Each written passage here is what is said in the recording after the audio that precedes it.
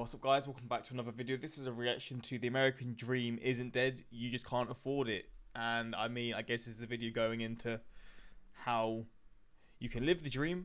You just gotta have a very good job. Or, yeah, I guess it's just a very good job really, because I don't know how else you're going to get money. Or win the lottery, I guess you can do that.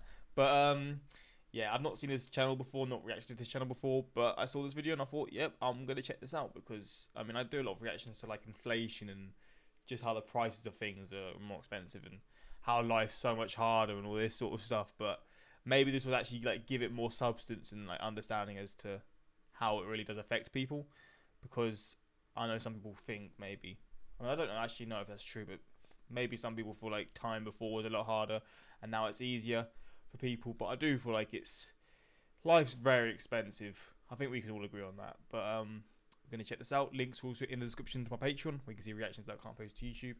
But let's check this video out. How much money would you need to buy the American dream?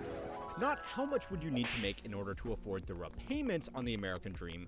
How much would you need to buy the house, the 2 cars, the family, and a basic vacation every year? Okay. I know it's not going to blow your mind to find out that these supposedly vital ingredients to a good life have gotten kind of expensive, but it has reached a tipping point. The American dream is not dead, so much as it's an extreme luxury in many parts of the country that can now cost as much as $10 million to afford. That's more than most of us will ever earn in our lifetimes before taxes, interest payments, and basic essentials like food. Sorry to be the bearer of bad news, but holding on to the traditional financial wisdom of what you ought to have in life is now permanently out of reach for most people. And as more Americans realize this, it's fundamentally reshaping our economy. Whether or not to have children, it's a topic these young minds discuss and contemplate. Aaron, his wife Celia, and their 2 children have lived in this parking lot outside of Seattle for the past 9 months. Workers carry $6,000 of credit card debt, while the average American has almost $8,000 worth. This household configuration of dual income partners living alone without children is on the rise. So, there are 3 points to this video that are each obvious by themselves, but get really interesting or worrying when you think about them all together. The first point is that the typical American dream has gone from an affordable lifestyle that even someone with a basic job could afford to live to an extreme luxury that even professional dual-income households are struggling to keep up with. The second point is that alternative lifestyles that used to be considered extremely luxurious have become way more affordable than a cookie-cutter suburban home with a 30-year mortgage. And the third point is what happens when people are making the logical choice and picking the better life for themselves. Now, I am calling it the American Dream because it looks better in the title of a YouTube video. But let's be honest, the story is the same around the world, and some places have it even worse than us. Facts. According to data from the US Fed and the US Census Bureau compiled in the Case-Shiller Index, the average cost of a home in the US is now more than 7.6 times median combined household incomes. That's now significantly higher than it was in the lead up to the global financial crisis, an economic meltdown enabled by housing speculation. If you think that's bad, spare a thought for the UK, which has lower wages but similarly priced homes, or Canadians, who, according to data It's got brutal, man. Let's just see this quickly. For the UK, which is so yeah, for a good 15 years, or even like a good 20 years, it's been a bit insane, the pricing and stuff.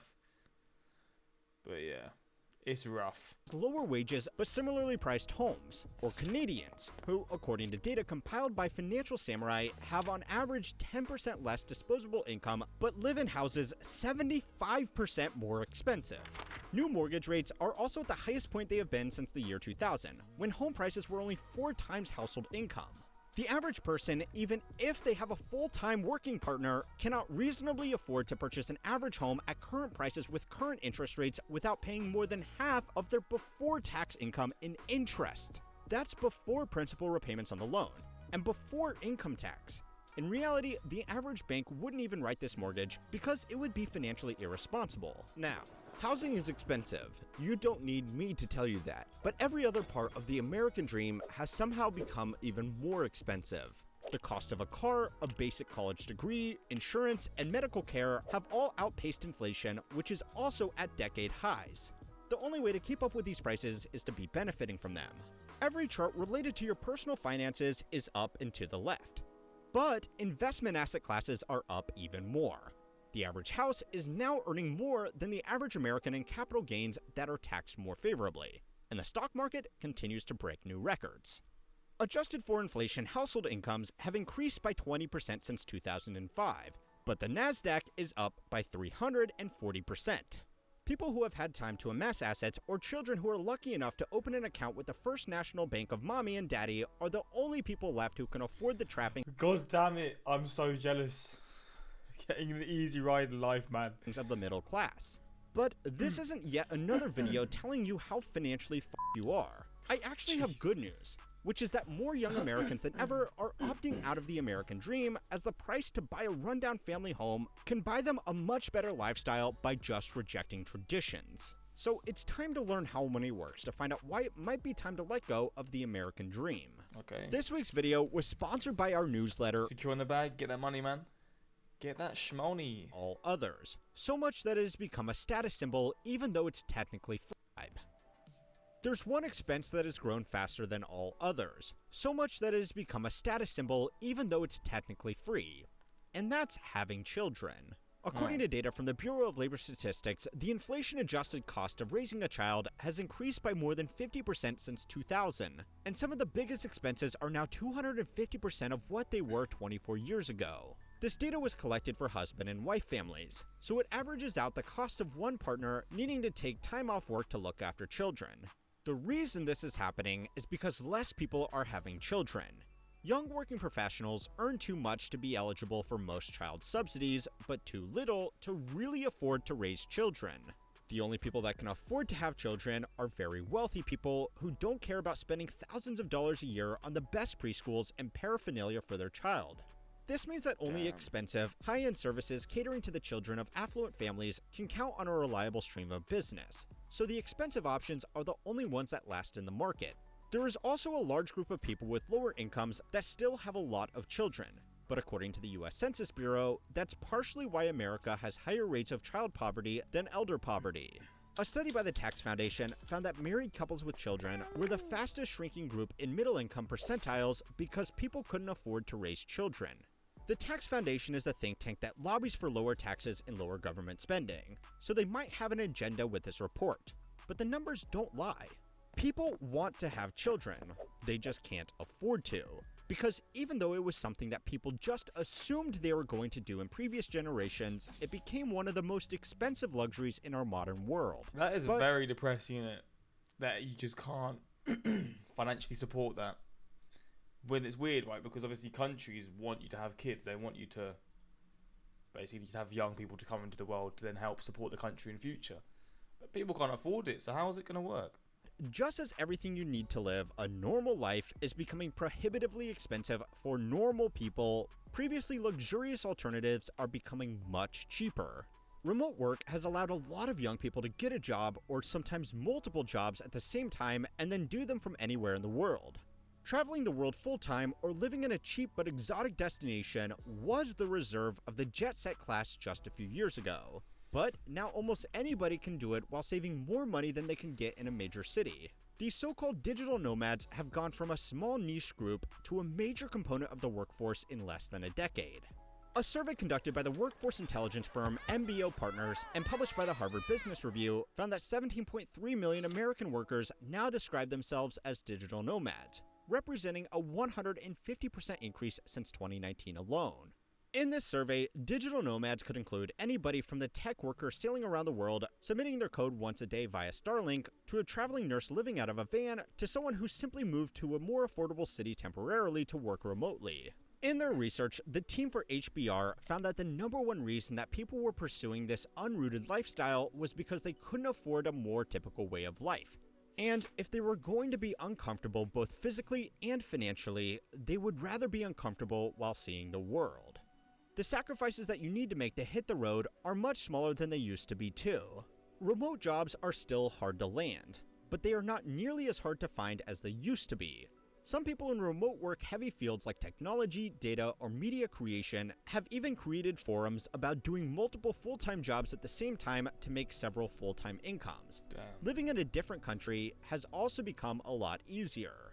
Some popular centers with budget-conscious digital nomads are safer, cleaner, and have better amenities than American cities that are unaffordable. Some countries are so welcoming to young remote workers that they have even started offering digital nomad visas to simplify the legal and tax considerations of working in another country. God damn. Even if you feel lonely and want to see your friends and family frequently, saving $2,000 a month on rent buys a lot of plane tickets on budget carriers, since airline tickets are another thing that have noticeably become cheaper while everything else is getting more expensive. There are still hardships with living abroad, but they are getting easier every day, all while the American dream is getting harder. Where's the most popular place for Americans to move to? I'm going to guess somewhere like Dubai, but I feel like maybe you're not going to really save money moving there. That's probably for the wealthier people. So maybe just places in like Europe, or maybe like Canada. Is Canada a lot cheaper than yours? I don't think it is that much cheaper. Maybe some parts of northern Mexico. And I guess just Europe. Some parts in Europe, I assume. Now, not everybody priced out of living a normal life is pursuing such an adventurous alternative. There are some people that have been able to make the best of a bad situation, but there are far more young people across the world who are just giving up. In a time when the average American can't afford an unexpected $1,000 expense, luxury good companies selling $5,000 handbags or $10,000 watches are making record profits. This is because of a phenomenon known as doom spending. If you have worked hard in school, landed a good job, worked for 10 years, and are no closer to owning a home of your own, it's reasonable to want to see some kind of reward for all of your hard work. Fair. If you can't afford a sensible purchase to treat yourself, you could at least buy something that makes it look like you have some kind of financial stability in your life. It's not logical, but these companies don't make billions of dollars selling $2,000 shoes by appealing to logic. Doom spending is all a part of a bigger trend of people just giving up. In countries like China, where competition for housing and other essentials is even worse than here in America, there is a lying down movement. Young people are not going to work or school and are lying flat all day playing video games and relaxing. The trend was such a threat to the country that the government banned the term on all social media. Wow. And that might be the most important part of the dying American dream. What happens when everybody gives up on it? The American dream only works if most people believe in it to keep the system going. Maybe the boomers had it coming as they voted for policies that benefited them above their children, and now their children don't want to keep their system going. But I am sorry to tell you that most boomers are going to be dead before this really becomes a problem. Oof. It's hard for Americans to stop paying tax if they go Oh, and so work he's in a basically different saying it's going to get a lot worse then. Okay. country, because we are one of the only countries in the world that still taxes its citizens even if they live abroad. That's But for other wild. countries, losing workers who are moving elsewhere for a better life has already become a major drain on the systems that are funding their aging populations. Even if young Americans are trapped by Uncle Sam, they may not pay him as much. To be comfortable in a city like San Francisco, where the median house price is almost $1.3 million according to Zillow, experts estimate that you need an income of around $300,000 to live a comfortable middle-class lifestyle, if it could be called that. To sustainably fund that level of income in retirement, you would need invested assets of around $8 million outside your primary residence. The federal tax and FICA on that income for a single filer is $87,000 combined. But people live in San Francisco because they can earn that much in the area. But more people in these high-end jobs are willing to take a pay cut to work remotely in cheaper American cities, or a cheaper country. Google cut some of its workers' pay by 25%, and some of its workers were happy to accept it because they could work from somewhere that was 4 times cheaper. The federal tax and FICA on a salary of $225,000 is only $59,000. Which means after state taxes, this remote worker would only be really taking home $35,000 less every year. But the tax system misses out on about the same amount. But when even these workers at the very top end of the labor market can't earn enough with their work to catch up to other people, you can't really blame them for giving up on the American dream. But all of this might just be part of a natural cycle that has been happening for hundreds of years. Go and watch my latest video on the depressing history of retirement to keep on learning. Damn. Well, there we go. When having a child is considered a luxury, you know you fucked up. America is currently plagued by the Hydra-headed evil duo of inflation and recession. The worst part about this recession is that consumers are racking up credit card debt. In April alone, credit card debt went up 20%, while rates have doubled in a year. Inflation is so high that consumers are literally taking debt for basic life necessities. That ain't right, man. Collapses indeed began. That's so scary, man. For basic life necessities, you have to take out debt. How brutal is that? 57 years old, started working at 14, fell for the dignity of hard work BS, generated enormous profits for decades for employers, rewarded with stagnant wages, slashed benefits, and a body that is scarred by a dozen injuries. Little wonder young people are not falling for the working hero mantra. Fair, man. That's a very base view of someone who's had the experience of living through, I guess, a lot of this shit he was told. It's called the American Dream because you have to be asleep to believe it. George Carlin. Shout out George Carlin there. Well, there we go. This was a look into, again, he said it already, it's not just the US that's facing this, it's a lot of the world. And I mean, a lot of the world has a lot of worse things to deal with, right? Like, there's wars and stuff, and you've got to be thankful that, touch wood, there's no wood, just say it, that it doesn't reach, like, England for me, or the US for you, or Canada for you, or whatever it is. But still, like, I feel like the Western world is now dealing with the realities of, okay, this is now happening.